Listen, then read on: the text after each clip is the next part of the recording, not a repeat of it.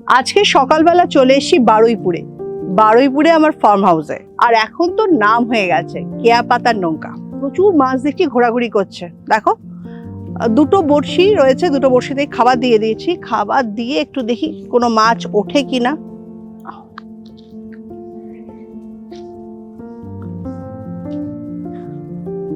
এই তো দিচ্ছি আর সঙ্গে সঙ্গে উঠছে, সঙ্গে সঙ্গে প্রচুর মাছ দিলেই সঙ্গে সঙ্গে মাছ। এরম পুকুরেই না মাছ ধরতে ভাল লাগে। দিলাম আর মাছ উঠলো। আচ্ছা এটা রাখি। দেখো আগে থেকে বেশ কয়েকটা মাছ অবশ্য ধরে ফেলেছি আমি। অনেকগুলো মাছ ধরেছি, 4টে, একটা বড়, একটা মেজো মানে মাঝারি সাইজ, আর দুটো ছোট ছোট। এগুলোকে ভালো করে কেটে ভালো করে পরিষ্কার করে তারপর নিয়ে আসছি। হ্যাঁ, আসার আগে অবশ্য একটু নুন আর হলুদও মাখিয়ে নেব। আমি এখন দাঁড়িয়ে রয়েছি আখ বাগানে, মানে প্রচুর আখ রয়েছে এদিকটা, বেশ কিছু আখ রয়েছে। তো আজকে আখের কিছু ব্যাপার নেই, মাঝে মাঝে আখ এখান থেকে নিয়ে কেটে খাই, বাড়িতে নিয়ে যাই, মিষ্টি খুব ভালোবাসে। কিন্তু আজকে আমি তুলবো এখান থেকে, দেখি বাগানে যাই কি পাই দেখি আজকে।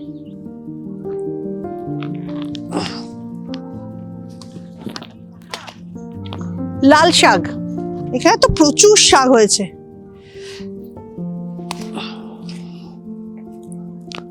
শীতকালে লাল শাকটা পাওয়া যায়। এরপর চলো এবার কি রান্না করি দেখি। আগে মাছ তুললাম আর এখন লাল শাক। শাক সবসময় বাজার থেকে আসা হোক আর ক্ষেত থেকে তোলাই হোক, সবসময় খুব ভালো করে ধুয়ে নিতে হবে।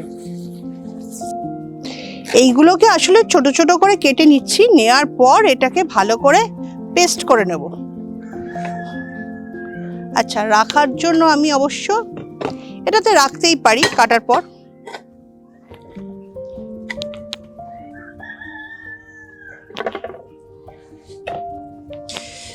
সব থেকে ভালো লাগে এখানে এলে মজা হচ্ছে কত রকম ডাক পাই, কখনো পাখির, কখনো মোরগের, কখনো নানা রকম ছোটোখাটো, সেই গরুই হোক, আর তার সঙ্গে এই তো মুরগির ডাক। আজকে একটু স্পেশাল রেসিপি হবে। প্রথমে আমি লাল শাক তো নিয়েছি দেখতে পেলে, তার আগে কিন্তু মাছ ধরেছি। তো পরে বলবো কিভাবে কি করব। তবে এখন এই শাকগুলোকে আমি কিন্তু পাঠিয়ে দিচ্ছি পেস্ট করতে। অনেকগুলো মাছ ধরেছি, 4টে, একটা বড়, একটা মেজো মানে মাঝারি সাইজ, আর দুটো ছোট ছোট। এগুলোকে ভালো করে কেটে ভালো করে পরিষ্কার করে তারপর নিয়ে আসছি। হ্যাঁ, আসার আগে অবশ্য একটু নুন আর হলুদও মাখিয়ে নেব। এবার একটু সরষের তেল,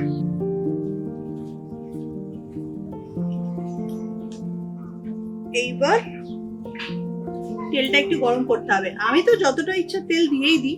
একজন আবার আমাকে লিখেছিল আগে রান্নাতে যে দিদি তেলটা একটু কম দিন, এই তার কথা শুনে তেলটা একটু কমই দিয়েছি। তেলটা গরম হয়ে গেছে, এবার একটু পেঁয়াজ, একটু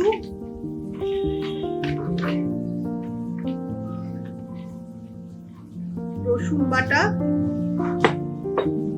তার সঙ্গে একটু আদা বাটা, আর তার সঙ্গে কয়েকটা কাঁচা লঙ্কা চিড়ে দিয়ে দিয়েছি। আর একই সঙ্গে একটু হলুদ, একটু লঙ্কা গুঁড়ো,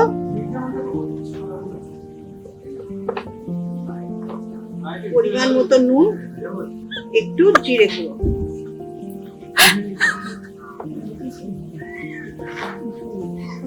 অল্প একটু টমেটো দেওয়া যাবে।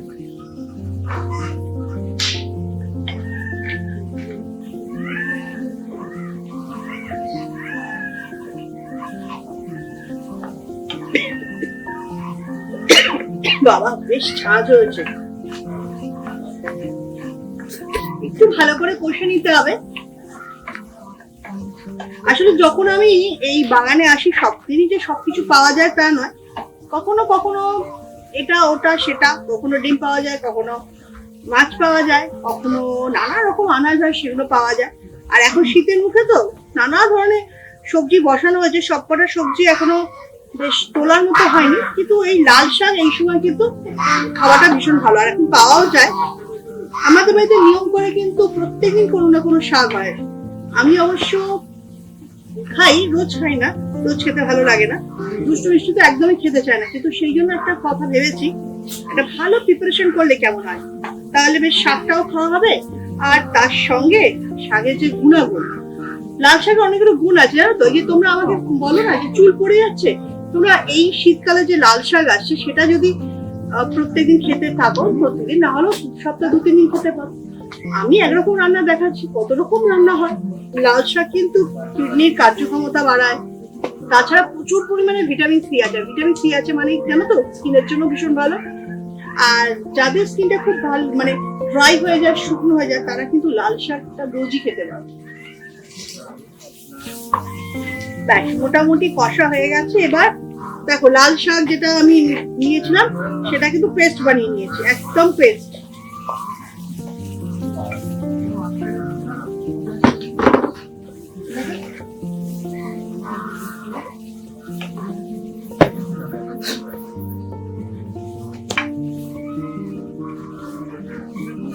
অ্যাকচুয়ালি শীতের মুখে যখন শাকটা ওঠে তখন বেশ 2-4 দিন ভালোই লাগে, লাল শাকে বেশ ভাতটাও লাল হয়ে যায়, দেখতেও ভালো লাগে, খেতেও ভালো লাগে। কিন্তু তারপর যখন রোজ খেতে হয়, প্রায় যেহেতু আমাদের রোজ শাক হয়, আমার বাবা খুব ভালোবাসে শাক খেতে, আর এখন তো মা প্রত্যেকদিন শাক খায়। এইবার আমি মাছ ভাজার একটা ব্যবস্থা করে নিলাম। মাছটা কেটে কুটে একদম সবকিছু বার করে সেটাকে একটা নুন হলুদ মাখা হয়ে গেছে। প্রথমেই বড় মাছটাকে দেব, তারপর ছোট ছোট মাছগুলো দেব। আচ্ছা, এইটা ততক্ষণ হোক।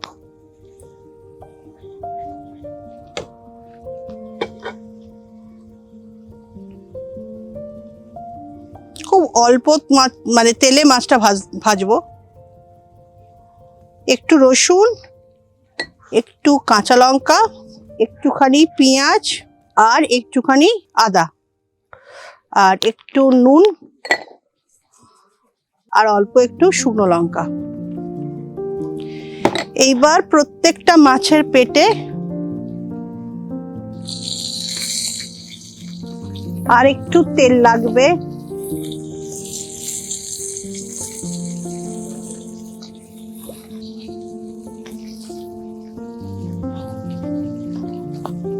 গ্রেভিটা হয়ে গেছে, এবার একটু ঢাকা দিয়ে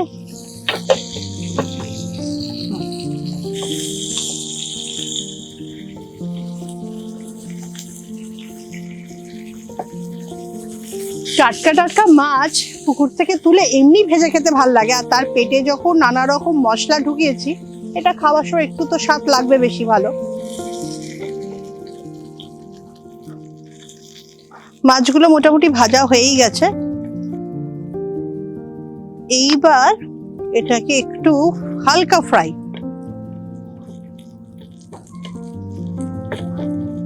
এইবার গার্নিশিং এর জন্য একটু পাতাগুলো দিয়ে দেব। এবার ভাজা মাছটা একটা বড় একটা ছোট দিই। এবার এই গ্রেভিটা দিয়ে মাছটাকে পুরো ঢাকা দেব। এরপর একটু কাসুন্দি।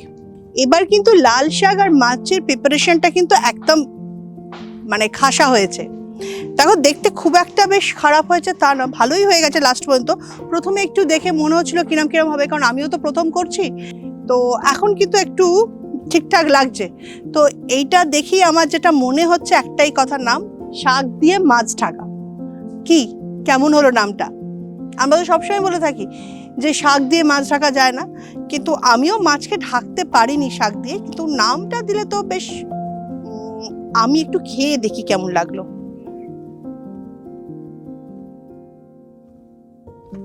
একটু পেটের কাজটাই নিলাম, যাতে পুরটাও পাই, মাছটাও পাই, আর তার সঙ্গে শাকটা। যখন রান্নাটা করছিলাম, এই আমার সামনে যারা এরা রয়েছে না, তারা আজকে রয়েছে যে দেখতে কিরম একটা কিরম লাগছে কালো, এটা আবার কখনো প্রিপারেশন হয় কি না। কিন্তু সত্যি বলছি, তোমরা করে দেখো, ভীষণ ভালো খেতে হয়েছে। আর এইভাবে কিন্তু অনেকটা শাকও খেয়ে নেওয়া যায়। কারণ এই শাকের মধ্যে রয়েছে প্রচুর পরিমাণে ভিটামিন সি। তাহলে কেমন লাগলো সেটা জানিও, আর অবশ্য কমেন্ট করে জানাবে। আর এরকম যদি উল্টোপাল্টা রান্না, মানে এরকম যদি আনকমন রান্না যদি তোমরা দেখতে চাও, তাহলে কিন্তু আমার চ্যানেলটাকে তোমাদের ফলো করতে হবে। আর কেমন লাগলো অবশ্যই জানাবে। পরের দিন আসবো আরও এরকম একটা উল্টোপাল্টা রান্না নিয়ে।